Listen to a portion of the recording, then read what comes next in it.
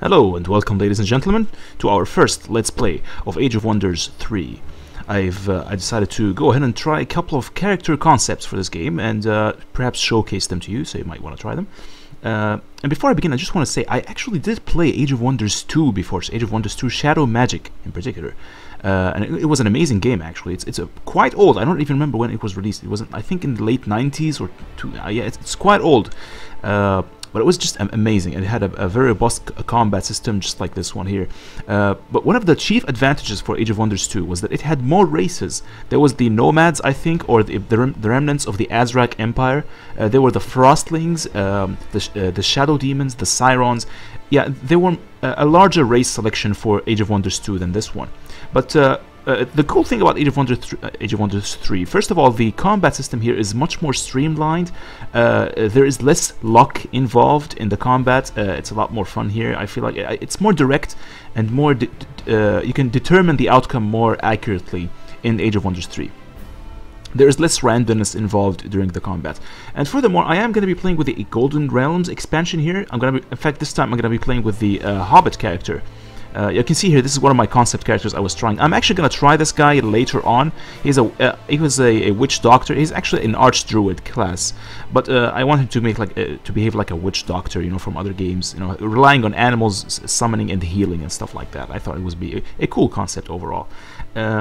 So yeah, the Golden Realms, and so one thing about Age of Wonders 3 is it has less races. The Frostlings are going to be released in an upcoming expansion. I think there's going to be an expansion or a DLC eventually. They will be released, which will add the Frostlings race, and I really look forward to playing those guys because they're so awesome. It's actually one of my favorite races in Age of Wonders 2 Shadow Magic, and I really look forward to playing them.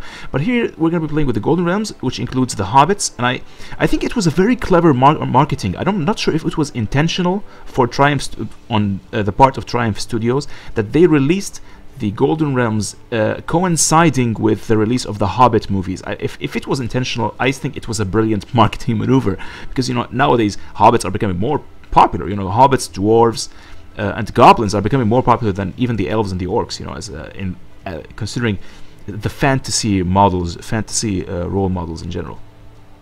So without, yeah, let's just before we jump in, I just want to check out some of the options. I want to make sure that the audio, I haven't tested the audio yet. I think this is the appropriate volume for us to be recording at. If this episode doesn't work, or at least the first 3 episodes, I'm gonna lower the volume further, and we might proceed from there. Yeah, the controls, I don't think I need controls. I'm just gonna be playing with my mouse here. You know, we don't need a keyboard or anything like that. I'm gonna be playing with Windows. This one is really useful, especially if you have overheating problems. I used to have that in my old laptop, but now I got a new laptop with a cooling base and a liquid cooling system, which is really cool. My laptop almost never heats up. We could increase the quality, I suppose, but this will affect frame rate, so I'm gonna keep it at medium for now. I think this is acceptable. I don't really care much about the graphics. I care more about the having a streamlined interface. That's really what I care about in a game. You know, a good interface that you can understand quickly. I care less about the graphics, to be honest. So yeah, without further ado, we're gonna jump into a custom game. We're gonna try build a random map this time. Now, you know what? Eventually, we might go for some scenarios. I'm not sure. I haven't actually tried any of these, because if I want to play a custom scenario, I would think like I might as well go for the campaign. Yeah, I mean, I'd much rather go for a campaign rather than you know, just a scenario, one-step scenario. All right, so the community campaigns, I think these are the campaigns that you can play that have been made by someone else. So that's a cool thing to go for. I'm pretty sure the mod community will come up with really cool campaigns. We might try eventually, but for now, we're just gonna go for the random maps. I'm going to be playing on lower difficulty because this is my first Let's Play after all. I'm not sure, I can't really predict the outcome. You can go all the way up to Emperor here, which is going to be, yeah, prepare to be destroyed, only for the most elite players. I'm not an elite player, even though I do have some experience with Age of Wonders 2, but man, in the Age of Wonders franchise, it is so easy to make mistakes, and you really need to pay a lot of attention. You need to scout early, you need to gather information as much as possible, because if you lose like more than two or more battles, you're probably gonna have an extremely hard time recovering from that. So yeah, you need to keep as much of your troops alive as possible, especially in, you know, small battles and explorations. We can go for the advanced option, see if there's anything worth changing. Starting town is village. You can go all the way to none, which basically means you have no starting city. I haven't actually tried this. I'm going to go for settler, to be honest, because I want to choose the exact location for settling. But you know what? Let's go for village. It's fine. Geography. We want to make sure that I prefer to leave everything on default because, you know, leave everything, all terrain types in equal proportions. That's what I prefer. And finally, the seal victory. Honestly, I don't really like the seal victory because it forces you to play in a very specific manner. It forces you to ignore the exploration aspects of the game, and this game has a lot of exploration. So why would you go for a seal victory? Instead, I would rather just you know, build a lot of cities and eventually take my time until I go for a conquest victory. And really, this game has really only 2 victory types, I think, or maybe 3. That's like diplomatic victory, which is basically allying with becoming an ally with everyone. I'm not sure if that is an actual victory or not. There's conquest, typical, standard, just go out and destroy everyone. And there's the seals. I'm going to ignore the seals. I'm just going to focus on straight up normal conquest like every other game. And yes, we're going to leave everything. I might go for underground eventually if we're going to be playing as the goblins, but this time we're going to be playing as hobbits. So, yeah, so we're going to have 5 players, which means me versus 4 other players, which is fine, on a large map. And this will give us plenty of room. It says here that it will take on average 60 to 80 turns to complete this. And you know, knowing me, I'm not a very you know, expert of a player, so this might take like 100 or 150 turns. We never know. It's probably going to take quite a long time. And I usually like to play on continents because it will add a little bit of more a variety for exploration. You'll have to explore the oceans eventually if you want to expand very far. You might even come across a couple of islands, which is nice to have. Yeah, most of my games I like to play continents. It will add variety for exploration. Game flow is just normal. Gonna leave it as that. Alright, so yes, allied victory. It means if one of your allies actually won the game, you will automatically be considered winning with that player, even if it was an AI. So we might actually make a couple of alliances here and there. Let's go for the advanced options. Let's see if there's... Okay, so this is very interesting here. You see random heroes match player race. This is kind of useful if you want to make sure that all the heroes you come across are from your race. For example, if you're playing as the goblins, you want to make sure that all of your heroes are also goblins.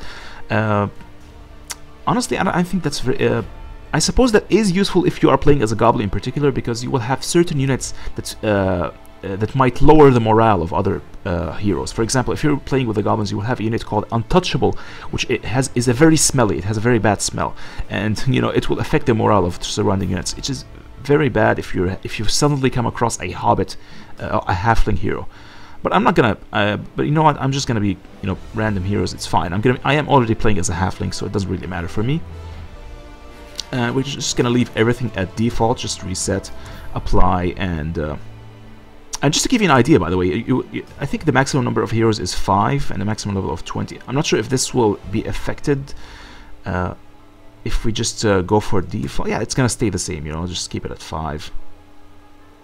Yeah, 5 heroes. It's fine. Because I haven't tried any other options, and I might want to actually do some research before changing these options.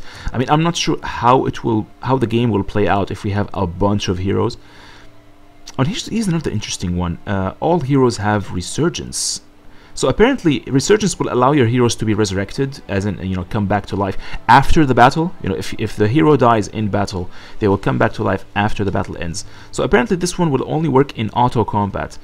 Your leader, of course, will always come back to life. So yeah, there's that.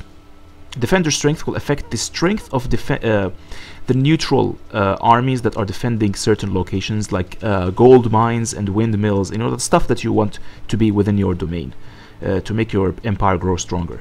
So if you go for strong, you instead of the usual 3 defenders, you will have 4 units defending each and every location.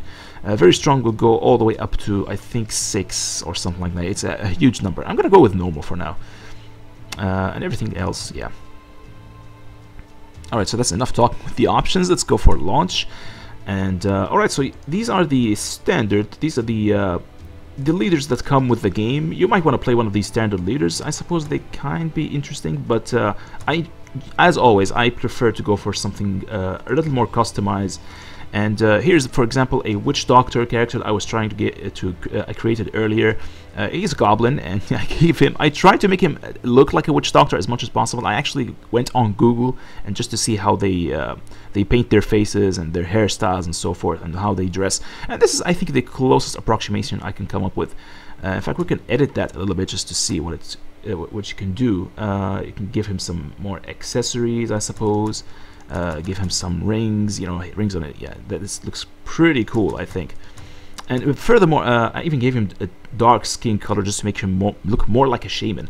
And you know, skin decorations and tattoos, all that stuff. It's really awesome. The eyebrows won't matter here, for example. And by the way, the color scheme will be affected by the scene. You can see here it changes the colors dramatically that be applied depending on what scene you choose. But since this is a goblin guy, I think it's more appropriate for him to be in a swampy place, you know, because that's how goblins work, right? That's their preferred environment is a wetland, indeed.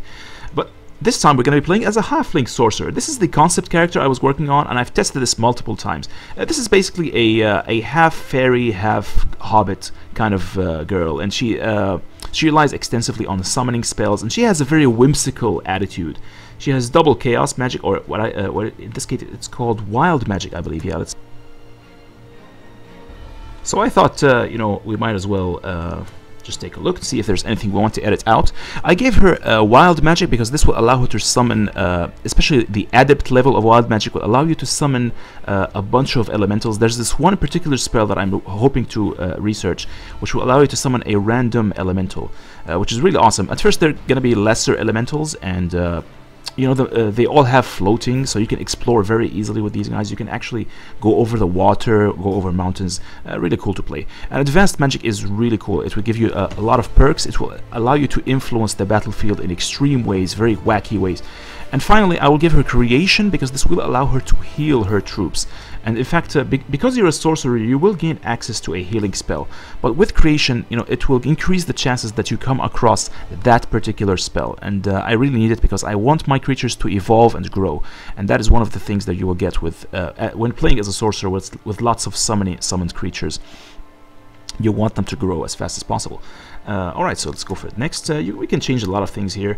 You can actually see I gave her this face marking here so she can look more like a fairy and with bright eyes and all that stuff. You can change the scene as well. This is more of an icy situation here. You can change the portrait. There's a lot of stuff you can change here. But I'm not going to change anything right now. Just go for it. I think the leader is already saved. Yeah, I believe. And here, check this out. Even the coat of arms, I gave her like this, a fairy-like symbol, I suppose. And these colors, I think, are appropriate for a sorcerer-type character. So yeah, let's, without further ado, we will jump right in.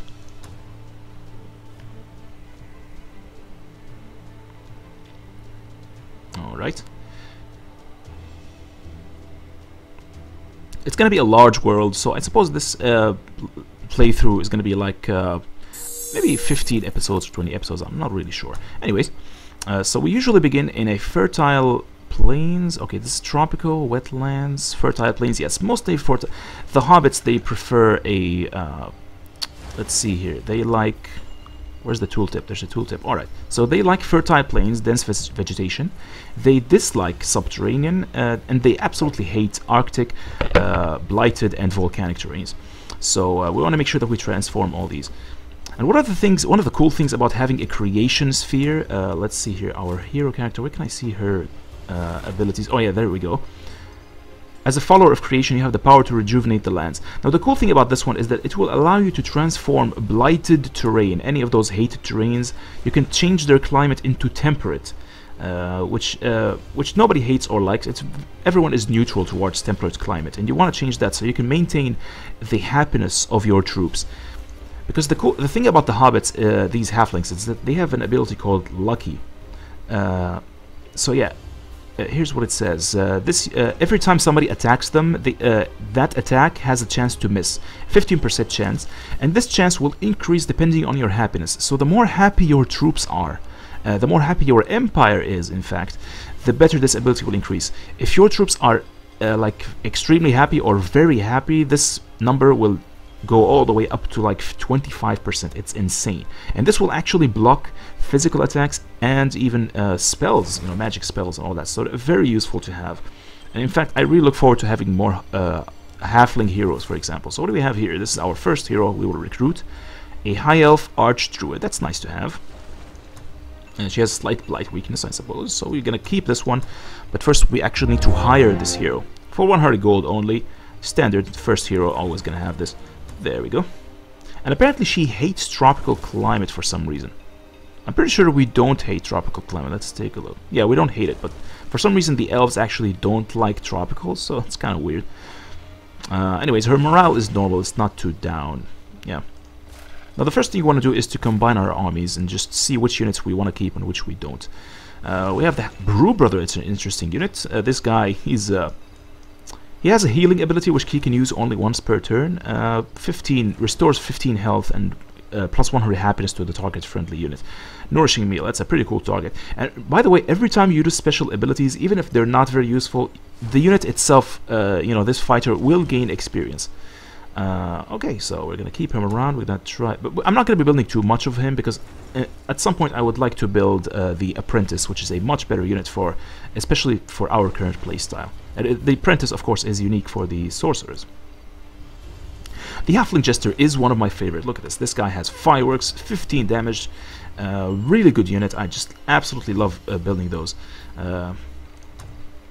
What else? And the Night Watch, not very useful. My least favorite, perhaps, is the Adventurer. I have no idea. This guy is really weak, only 7 damage for the Slingshot. They have Animal Monster Slayer. I suppose they can be useful if you're playing against like an Archdruid or something, or perhaps in the beginning of the game, because there will be lots of animals and monsters at the start of the game. But eventually, I don't think they're going to be very useful. They will be replaced by more specialized units. Okay, so we're gonna start by combining. I think I will remove the Night Watch and this guy. We're gonna send them out to explore a little bit until we can have another. Until we can give our hero, our second hero, an army of her own.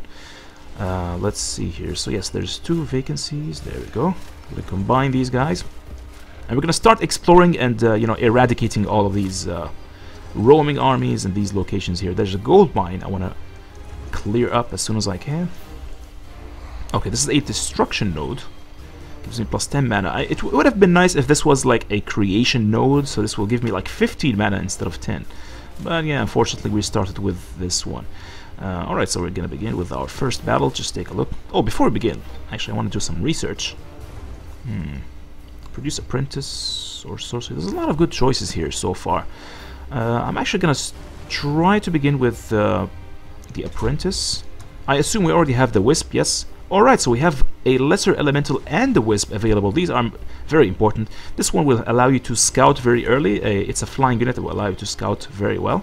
And these guys can also float, by the way. All elementals, I think, especially the lesser elementals, they all have the ability to float around. So they can be used for scouting as well. But I'm going to incorporate them into my army as soon as I can.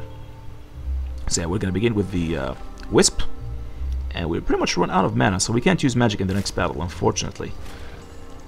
Unless I suppose she has the ability to use magic. Let's see, what kind of spells does she have? This hero, Root Spears. Okay, 10 mana only. I think she can be... We might be able to cast that in the next battle. Rust Spike, I think this is good against the machines and walls, maybe? I'm not sure. Alright, so who the hell are these guys anyway? They appear to be a human long swordsman. An archer. It's an okay unit, I suppose. Those are some big arrows there. They have only weak bows, like 7 damage. It's not much. But anyways, I want to make sure that we are on the fertile plains. Yes, and we're going to attack right away. I'm going to go with No Mercy because we will be able to do some good things with our creation magic and all that stuff. So I want the experience, so I'm going to actually jump into this battle. I've never actually happened this before. They don't usually run away this early in the game. Yeah, this is the... You can see here the terrain has been affected by the location itself. It's a gold mine, so... It's only 4 damage, not much.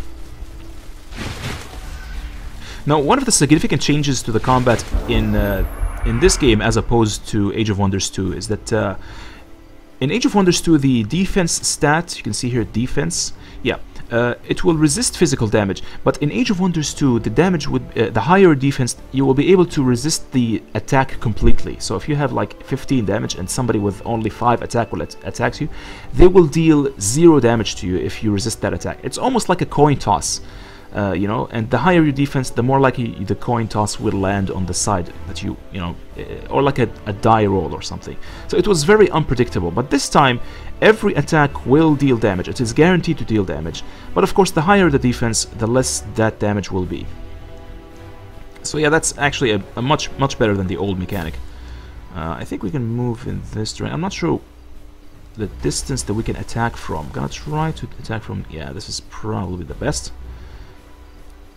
So yeah, we have the ability to dazzle them. If we attack, let's see this thing, fireworks. Okay.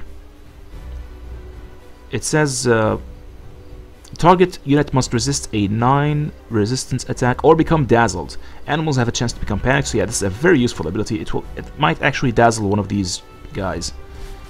And it's a good thing they're right next to each other. There we go. So one of them was dazzled, this one. So what does dazzled mean anyway? It means that they cannot retaliate or make any attacks of opportunity. So if we attack him now, we can probably kill him right away.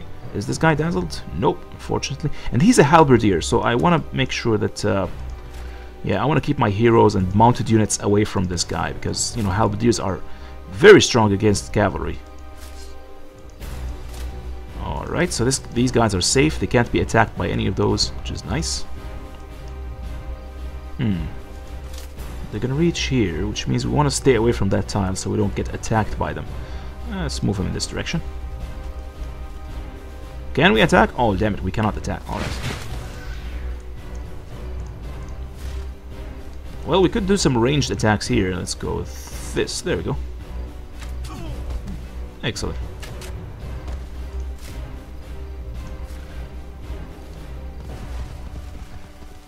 We don't even need to cast magic. I think we'll be fine.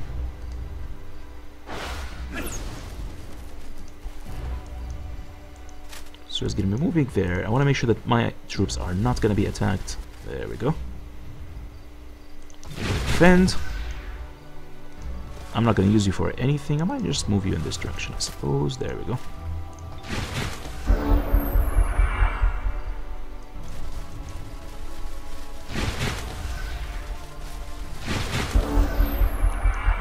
I'm gonna try to kill this guy first, then we can...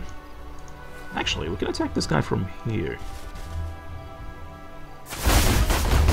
And they have resisted the dazzling effect, unfortunately.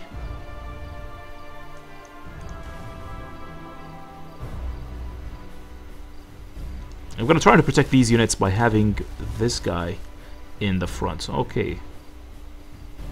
They can apparently overwhelm me, which is bad. They're actually going to deal more damage to me than I will do to them. So, yeah, this guy's not going to be very useful. I'm actually going to have to defend this time around. What we can do is attack with this guy. Okay. Just 1 damage, which is pathetic. Let's see if we can cast any spells. We have only 10 mana. I think she can cast something. Then again, she has a bow, which is much better. Yeah, this will deal much more damage. Kind of. Alright. This is guaranteed to kill him. There we go. That's it. Okay, so unfortunately our horseman is far away, or we would have actually joined this battle there. Now, if this guy tries to go around my swordsman and attack these guys, he's gonna have a lot of trouble. Let's hope these guys don't die right away. I have a feeling they might actually die. Good, they got lucky. Twice. Lovely. Let's see how their lucky has changed. They're still 15%. Well, it says here that having lucky more than once makes a unit very lucky, increasing its lucky chance by 50%. But it hasn't changed. I see here it's still 15%. I'm pretty sure there's something I'm missing. I don't know about it. But nevertheless, we're just gonna have to accept it. We can use these guys to heal. There we go. I've restored 11 health there. I want to make sure that my heroes actually deal that damage, because I want them to gain levels as fast as possible. Can't we attack? Yes, we can. And he's dead.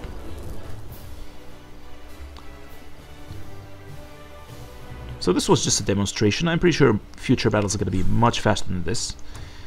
Okay, so once the city expands, its borders grows up, it will...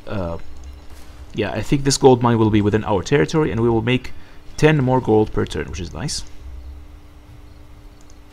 Aha, there's a scoundrel army here. We want to get rid of these guys as fast as possible because they will give us some trouble. They will start spawning a bunch of rogues and all that, which is never cool. They will start invading our territory. Very annoying.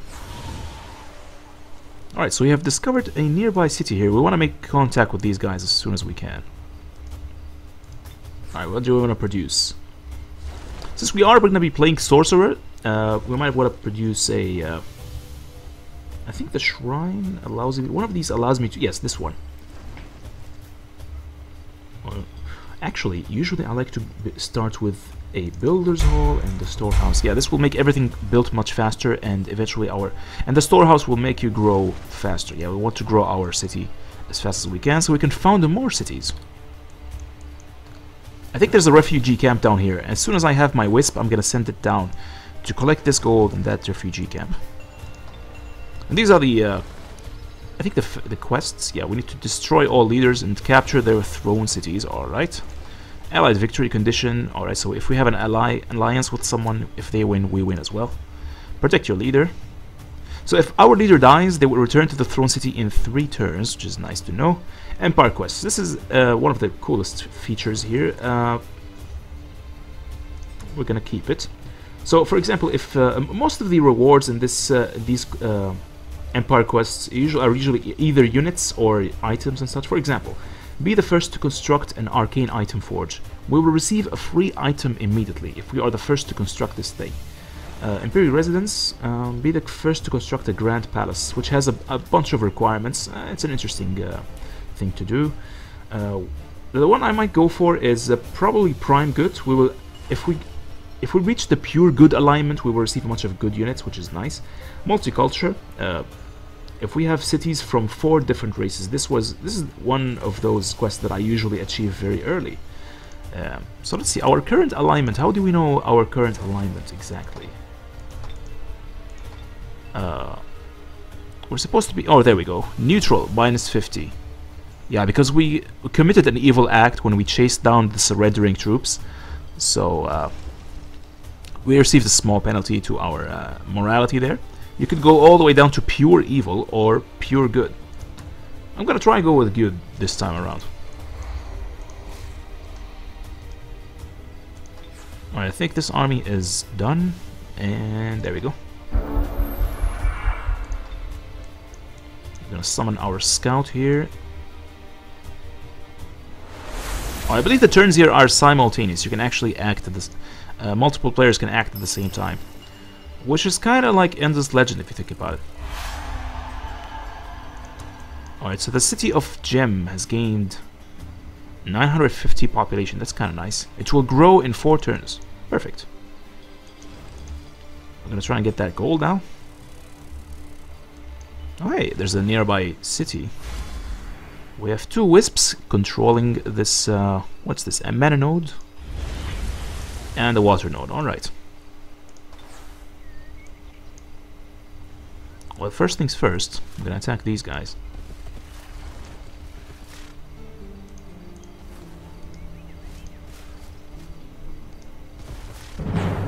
So now we have 2 armies attacking them, that's kinda nice.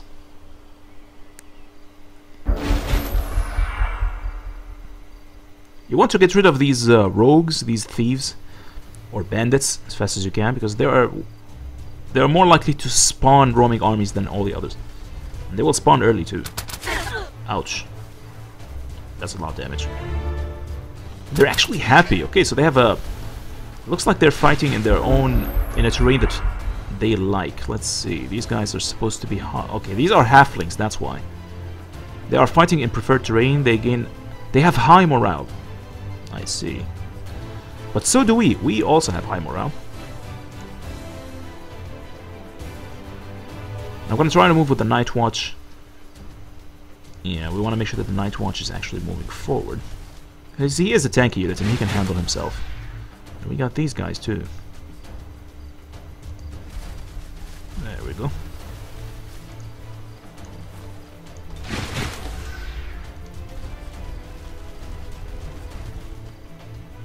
Yeah, so if we defend, our guarded units cannot be flanked and they have heightened awareness. Good, so they will take less damage than usual. Do we want to cast a spell here? Magic Fist. We don't have any spell points because we already summoned a Wisp. That's a problem. Alright. So who do you want to kill first? I don't want to go after the Halfling because they might actually shrug off the attack completely. And yeah, because they have the lucky thing. So I'm actually going to cast it on the Draconian dude. There we go. We might actually be able to kill this guy. If we attack with the... I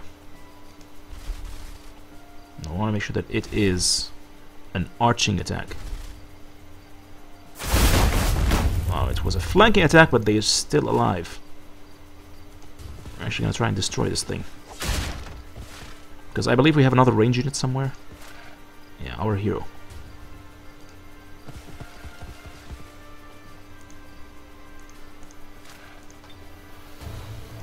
Alright, he is guaranteed to die.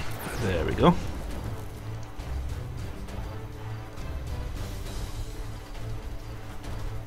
If somebody gets injured, we will heal them immediately.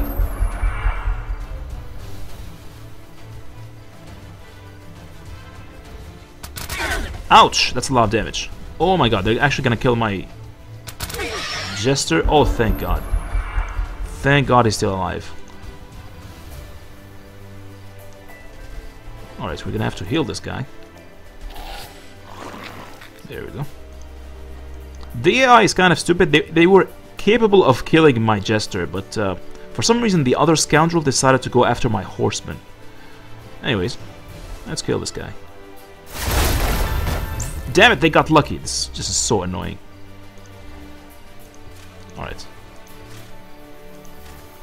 Well, this is gonna ruin my entire strategy. There we go. I have to just... yeah. No amount of luck will save you from me, dude. There we go. Gonna attack this. Destroy the walls.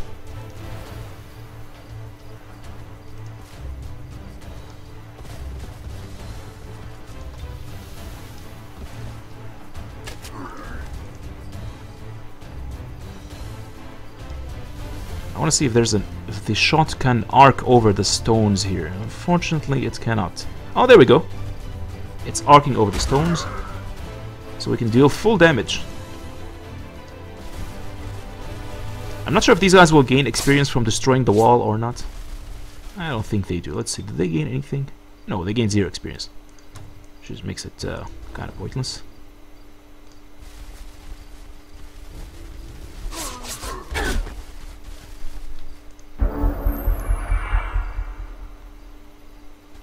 Oh yes, they can sprint. Oh no, they're actually gonna kill my... oh, they're gonna kill my Horseman. Ouch. Once again, looks like they could have killed my Horseman, but they did not. It's kind of weird. Anyways, we're gonna kill these guys right away. There we go.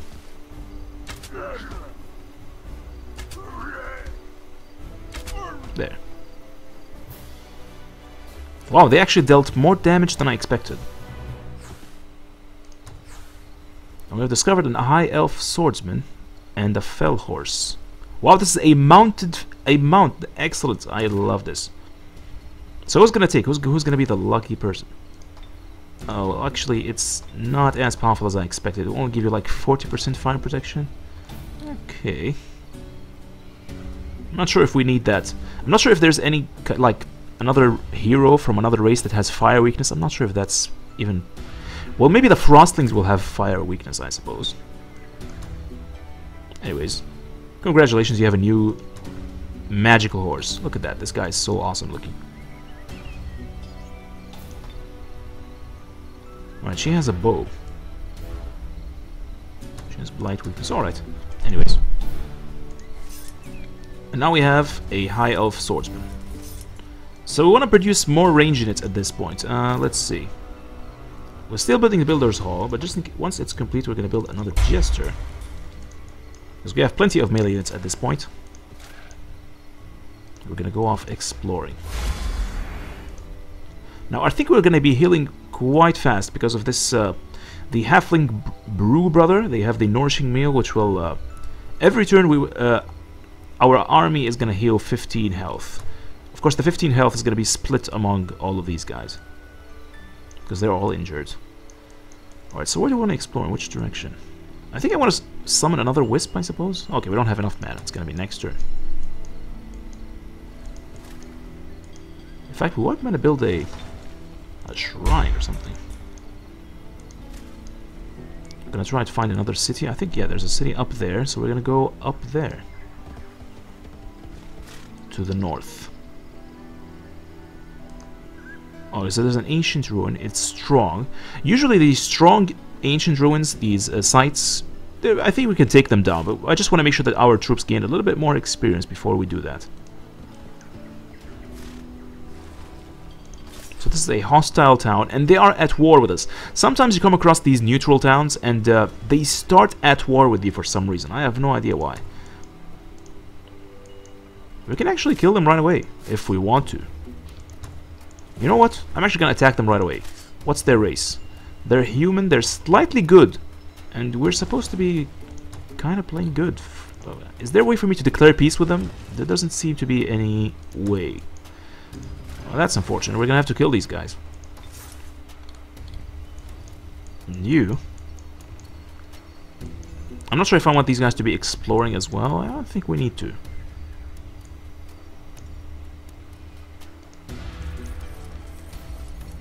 I mean, we could bring them along just in case these guys suddenly have a lot larger army. You never know. Alright.